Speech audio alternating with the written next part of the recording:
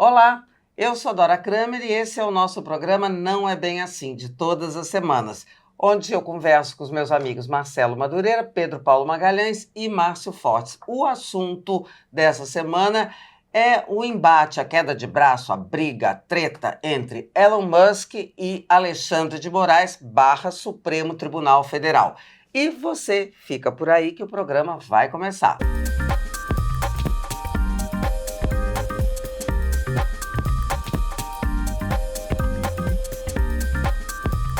E aí, Marcelo, o que você acha dessa treta Elon Musk e Alexandre de Moraes? Isso aí porque tem consequências, tem vertentes, esse assunto não se resume a uma briga dessas duas pessoas, né? Não, tem vários cortes, né? Vários níveis. O primeiro corte é essa briga de lavadeira. Elon Musk, perdão, disse que me disse, Alexandre de Moraes tem que ser caçado, é um ditador, esse é um corte. Outro corte é a questão do como é que o legislativo brasileiro se envolve nessa parada. E o terceiro é como o Poder Judiciário, né, o Brasil, o país, a nação, também enfrenta essa questão aí entre uma empresa privada gigante, né, com um poder enorme, e a soberania do Brasil, do país, legal, institucional. Tem a camada do embate político também dessas correntes que assolam o Brasil, né? Essa Bolsonaro, é bom, isso é giro, é uma derivada. A primeira é isso. Os bolsonaristas ficam satisfeitos, viram uma coisa de torcida, né? Tudo, aliás, como tudo. No mundo polarizado, imediatamente já tem os Elon Muskistas, né? E os alexandristas, né? Sendo que na cabeça, né, dos bolsonaristas, né, que defendem o Musk, a liberdade de manifestação não tem limite, pode falar o que quiser, é um absurdo você cortar uma conta por conta do conteúdo, por conta enfim, de fake news, de inversão, tudo, vale tudo, pode tudo.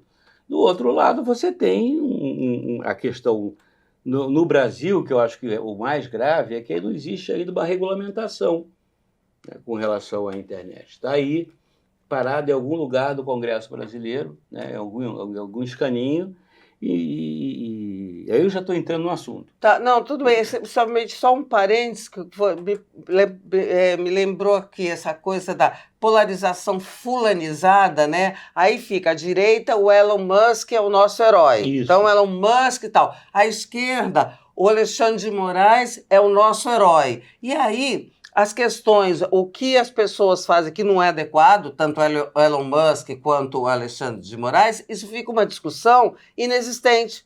Porque aí a gente volta à mesma questão, como se um fosse o Lula e o outro fosse o Bolsonaro. E vamos nessa toada. Toada que a gente aqui, é bom lembrar, você que vai se inscrever e fazer o quê? Like, e dar o like. É importantíssimo. Você sabe muito bem qual é a nossa toada. É justamente não ir por esse caminho aí. Compartilhar também. Tá. Sim, então, não querendo polarizar. E já polarizando, não. Achando que a nossa visão não pode ser a favor dos mosquitos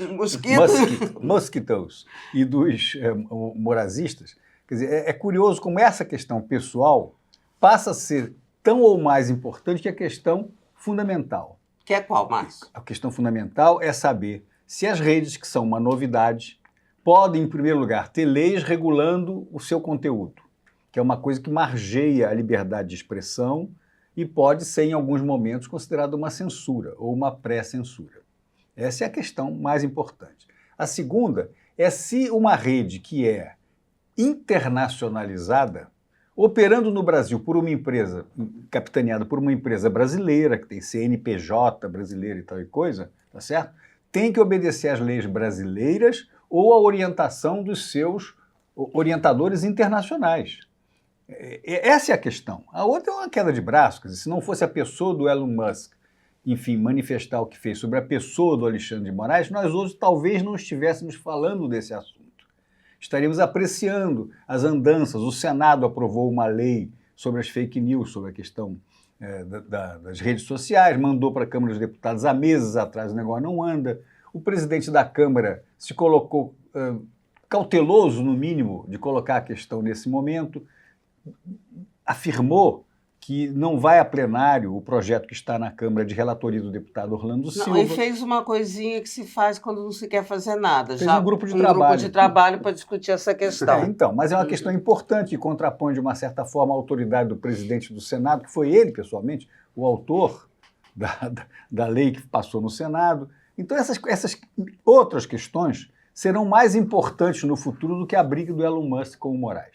Serão. Por quê? Talvez daí saia uma lei mais decente, um comportamento mais adequado, que neste ano não acontecerá, até porque esse ano tem eleições municipais e o Congresso inteiro só pensa nesse momento, passado 5 de abril agora, sexta-feira passada. 5 de abril é 6 meses antes da eleição. Nada de novidade pode acontecer nesse período.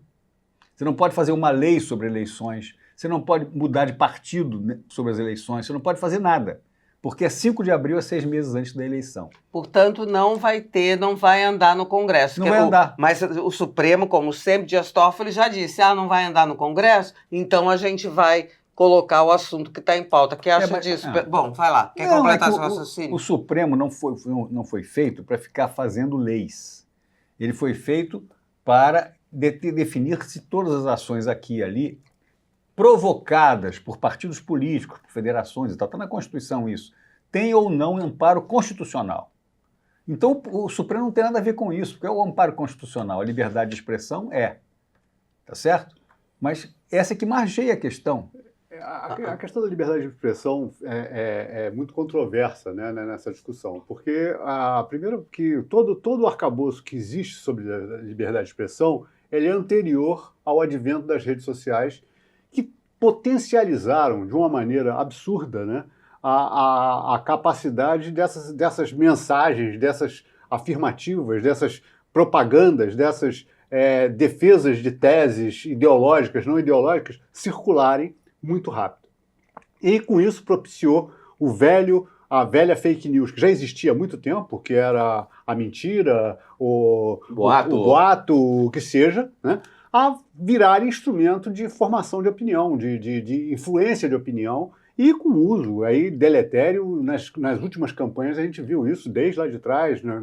Internacionalmente isso tem sido uma constante, né? Você vê o Brexit, que foi um caso, né, emblemático, né, de influência que as redes sociais determinaram para uma votação que ninguém acreditava que pudesse acontecer, e aconteceu. E diversas outras. Então, eu acho que esse fato novo tem que ser olhado com esse olhar, né? Agora, infelizmente, a burocracia e todo o emaranhado que é para se aprovar as coisas, não só no Brasil, mas em qualquer lugar do mundo, faz com que a velocidade de decisão disso está completamente anacrônica em relação à realidade da informação circulando nas redes. Então esse conflito está colocado. Aí vem um Elon Musk que gosta, já é um personalista, já é um cara que tem um histórico, né? Um histórico de aparecer, de falar mais, de tentar influenciar muito mais, porque ele tem um poder muito grande. Se a gente for pensar direitinho, ele não é um qualquer, ele não é um Zé Ninguém.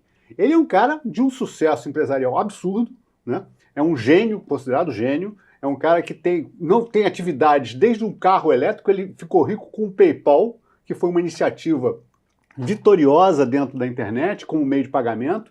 Daí ele fez a Tesla, ele fez a SpaceX, que hoje é a subsidiária da NASA, é quem joga foguete para cima, é quem carrega o programa da NASA nas costas, de certa forma, acontece por causa da SpaceX. E, além disso, ainda tem a Starlink, que é uma rede de satélites que a gente sabe que na guerra da Ucrânia, que foi muito utilizada, e sabe também, com informações que a gente teve hoje, né, de que o Starlink tem uma importância enorme no agro brasileiro. Então, o poder de um cara desse é de outra ordem. Se ele resolver, só esse exemplo que eu acho que tem a ver com a gente, como é que é? Se ele resolver tirar o sinal do Starlink, para o agro. A Starlink é a rede de internet por satélite, de baixa Para o nosso agro. De órbita baixa, né? Então ele transmite diretamente para o último usuário, para o last mile. Pois é, mas se ele chama, quiser, né? Pra última milha. só para dar a dimensão do poder, que isso eu acho que fica bastante claro para as pessoas. Ele para o. Não é que ele para. Ele tem o poder também de parar a nossa para as comunicação. colheitadeiras, Você sabe Para o agro. Mas não vai parar, Aquelas né? Porque ele é um homem de máquinas negócio. Não, Ele é um só homem de pra- negócio, ele não é um homem de colhendo não soja. negócio. A dimensão do poder que ele tem. Exatamente, ele tem Elas É são isso. pilotadas, as máquinas colheitadeiras são pilotadas por um sinal, não são pilotadas por um ser humano. Que está na mão dele. Isso, Tá bom. pronto. Era só isso para dar a dimensão do poder. Isso mostra como ele é uma figura. Então, acha que, como diz o outro, acha que é Deus, né? Quer dizer, na hora que aparece um problema, ele resolve que pode falar o que quiser sobre um país, né, em que ele opera. O que eu acho que a maior contradição que tem nisso é o seguinte: essas grandes big techs, elas querem operar globalmente, operam globalmente, efetivamente, no consumer, né, no consumidor. Ela entrega diretamente ao consumidor essa informação, então ela não entrega para um distribuidor interno que faz isso, não. Ela é responsável por entregar diretamente a informação para alguém. Qualquer um de nós, quando acessa uma big tech dessa, estamos sendo alimentados dessa forma, mas ela não quer se submeter às regras internas do país. Ela quer dizer que o país não pode isso ou aquilo. É uma contradição muito grande, né? Porque se você está usufruindo daquela população e se existem estados nacionais, que é uma coisa colocada, né? Que ninguém contesta isso, tanto que existe ONU, existe todo um reconhecimento que os estados têm essa independência, é contraditório. Mas a questão é que não há regra, como o Marcelo estava trazendo. E o Márcio também falou. Nós não temos as regras nesse aspecto claras, estão rolando lá no Congresso. E Marcelo estava falando antes para a gente, queria saber se é isso mesmo, se eu entendi direito, que ele não acredita que haja interesse do Congresso brasileiro de fazer essa regulamentação para que isso fique claro. Não, a princípio, se do mundo ideal dos nossos congressistas, nunca, para que eles pudessem usar e abusar, né, de fake news, de boatos, de todos esses jogos sujos que você pode fazer nas redes sociais. Mas, principalmente no ano eleitoral, às vésperas de começar uma campanha. Para vicejar a bagunça Mas isso sempre vai ser. Se não é no ano eleitoral, daí a 2 anos tem ano eleitoral de novo. Então, quer dizer, eu acho que o que o parlamentar não quer sofrer de novo é a situação. O Dora, que tem uma tradição no jornal, quer dizer, antigamente o político tinha o jornalista como assim uma obsessão, porque era através do jornalista que ele podia passar suas ideias, que ele podia passar o que ele queria dizer. Hoje ele não depende do jornalista mais. Ele vai, faz sua conta, contrata a gente para cuidar das suas redes, e ele, com as verbas do gabinete... Quanto mais desregulamentado tiver, melhor. Ele usa. Mas isso evoluiu. O judiciário, o que Não, você... peraí, em primeiro lugar eu quero lembrar só uma coisa. Quando não existia internet, não tinha nada disso, havia a mesma coisa de fake news nos posts pregados, as notas pregadas nos posts pelo PT, sobretudo. Eles desfaziam as pessoas, tá certo? Quer dizer, Márcio Fortes é contra o auxílio natalidade. Vocês penduram isso aí numa poste qualquer na Cinelândia, todo mundo fica sabendo que eu sou contra a natalidade. Sistema de notas da Constituinte, você que estava lá, lembra do DIAP? Quer dizer, você dá nota de acordo com o interesse, é 0 ou 10 de acordo com o interesse daquele de quem dá nota. DIAP é Departamento Intersindical de Ação Parlamentar, ou coisa que o valha. Esse intersindical quer dizer que é CUT que faz aquilo. Depois evoluiu. O DIAP passou a ser uma coisa bem considerada. Mas fazia uma coisa assim, só para trazer o seu exemplo. Tem um pouco a mesma coisa agora, porque o deputado Orlando Silva, que é o relator do projeto que não vai andar na Câmara dos Deputados, é do PCdoB. E, portanto, o presidente da Câmara, que é do Centrão e tal, o PCdoB não é do time dele. Então ele não vai colocar, porque é uma discussão que tende a polarizar, a ideologizar uma questão que deveria ser técnica. Bom, agora, o que você perguntou mesmo aqui? Do judiciário. Então aí tem o outro lado da questão. Eu me lembro sempre do senador McCarthy. Vocês se lembram disso, não? Joseph McCarthy. O McCarthy era um cara, uma espécie de Alexandre de Moraes americano depois da Segunda Guerra Mundial. E ele então dizia que todo mundo era comunista. E começou a chamar de comunistas os generais americanos que tinham lutado na Europa. Por quê?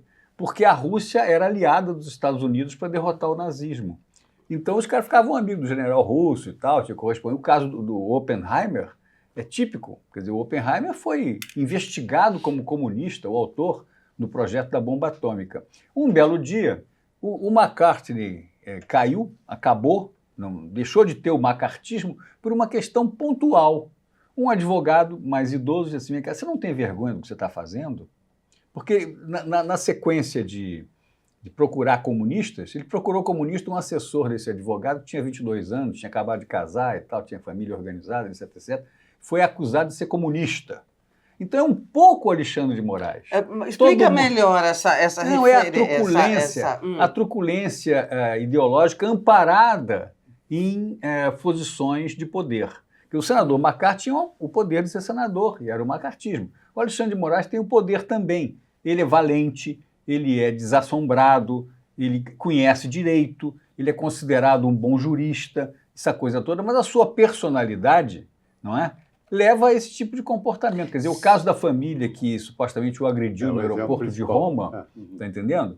Agrediu, não sei, não estava lá, não vi, mas aparentemente não era uma questão para chegar ao ponto em que chegou. Vocês acham que o Alexandre de Moraes está extrapolando?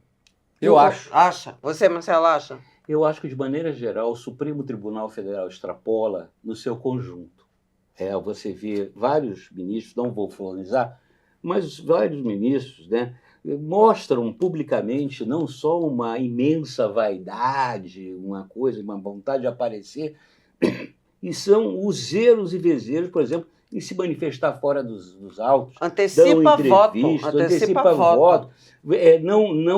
Não se consideram impedidos de votar nada e se acham quase que um supremo absolutista. O Estado sou eu. Né? Então, eu acho que acaba que a instituição, Supremo Tribunal Federal, o próprio Judiciário, se meteu numa camisa de 7 varas, né? Ou de 11 varas, não sei quantas varas. Assim, eles acabam, numa prática, se perdendo a noção do perigo e a noção do razoável.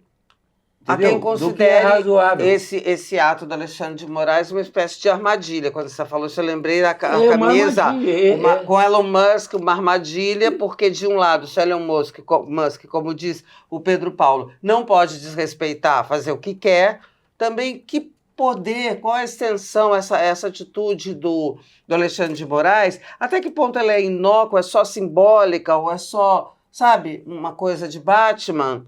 Ou realmente ela tem uma efetividade? Ele podia responder isso tudo sem colocar a questão, sem de maneira nenhuma estar tentando responder à agressão que o Musk fez a ele, né?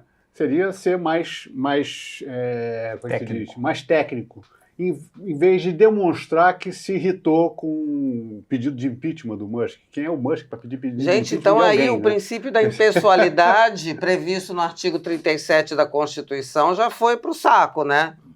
Ué, mas foi a mesma atitude?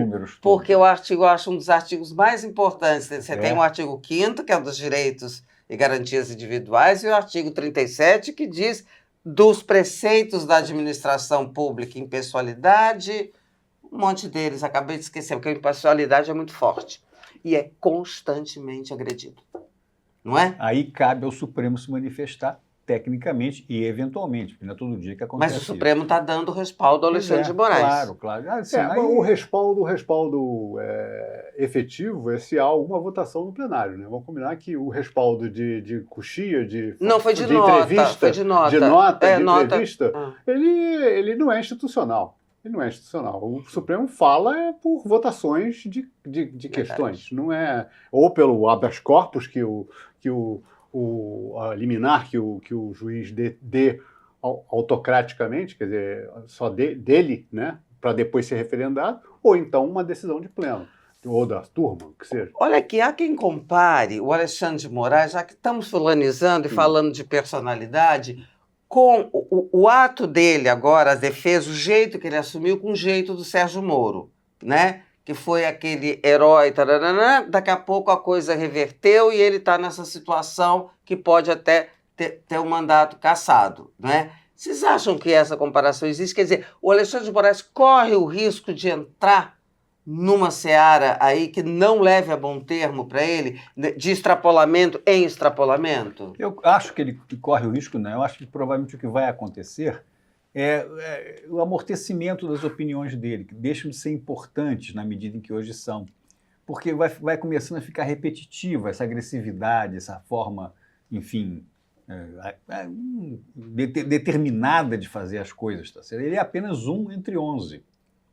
Por acaso, no momento, é o presidente do TSE. Mas vai deixar ele ser o presidente do TSE daqui a pouco. Você é Carmen Lúcia. Vai ser Carmen Lúcia. Na Então eleição é Carmen começa a Lúcia. diminuir a importância pessoal dele face ao próprio Supremo. Já tivemos isso no passado com outros ministros, né, do Supremo. O próprio Ricardo Lewandowski, que entrou na história com aquela decisão maluca Da Dilma. da Dilma. Mas não Então, com essa mas sem a personalidade. truculência, sem o Mas, jeito. o Márcio, o próprio Sem Dias o jeito Toffoli, agressivo. acho que você que falou isso. O Dias Toffoli já avisou. A regulamentação da internet não anda no Congresso, então vai andar aqui no Supremo. Isso. Então, cara, Falou bobagem. Tem um fato do Alexandre de Moraes que eu vi até por acaso o Flávio Bolsonaro falando isso no Canal Livre, que é que esse inquérito aí das fake news... No Roda Viva. Falando que esse inquérito já tem mais de 5 anos. Então isso começa a ser uma coisa complicada, porque tem regras em relação ao período que você tem que encerrar esses inquéritos. Não sabia.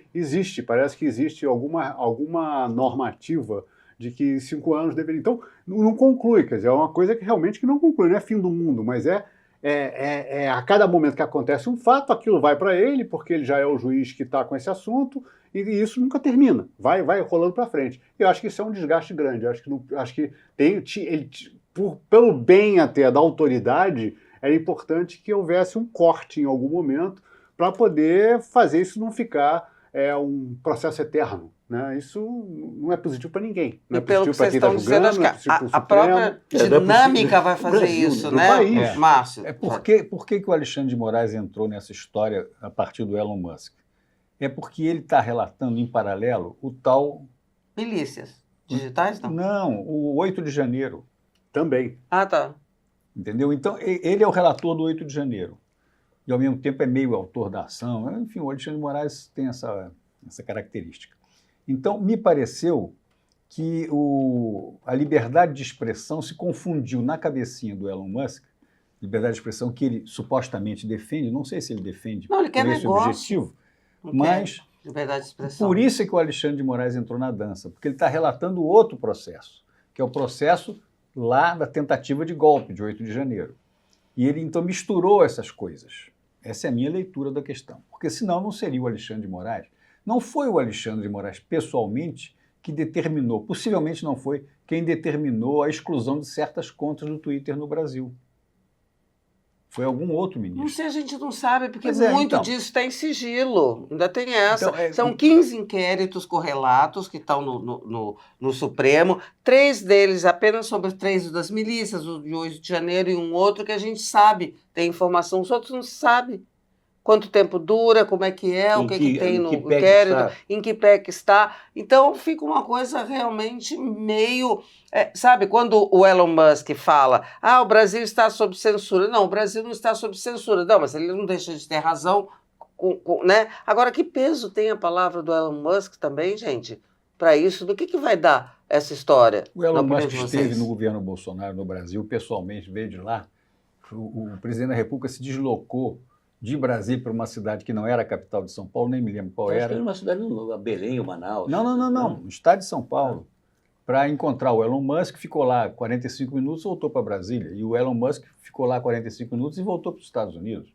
Né? Tudo em jatos particulares e tal. Qual era o objetivo?